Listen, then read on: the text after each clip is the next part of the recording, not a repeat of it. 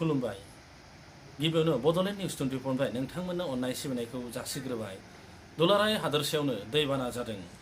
थांनाय साननैसोआव अखा हाबाय थानायनि जाहोनाव दुलाराय हादोरसायावनो दैबाना जादों।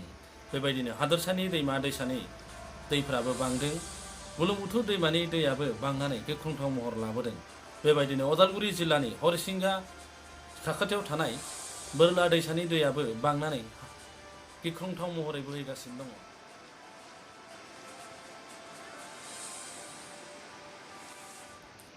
हरिसिंगा रेलवे स्टेशन आरो सिमलिगुरि गामिनि गेजेराव थानाय बोरला दैसाया गिख्रंथाव महरै बोहैगासिनो दङ। थांनाय साननैसोआव अखा हाबाय थानायनि थाखाय बेबायदि गिख्रंथाव महरै दैसानि दैया बांदों।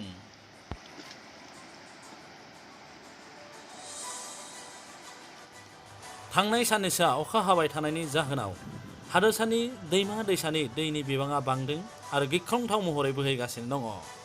बोरला दैसानि दैयाबो गिख्रंथाव महरै बोहैगासिनो दङ। जोंनि मोनसे रिपर्ट।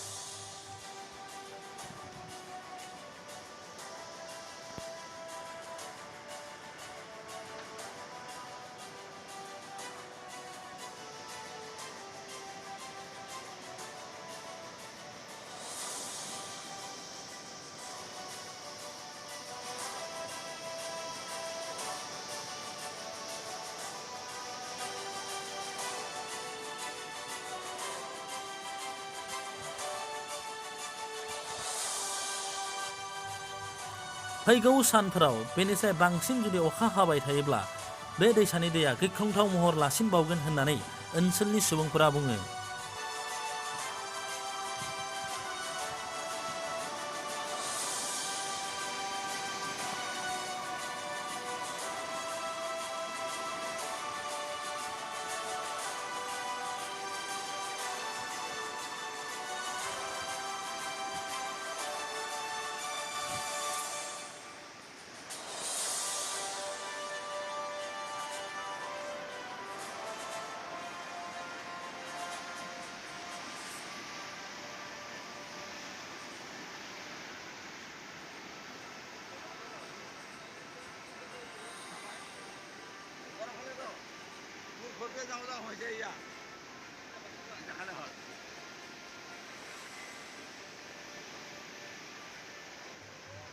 रादाबा एसेनोसै।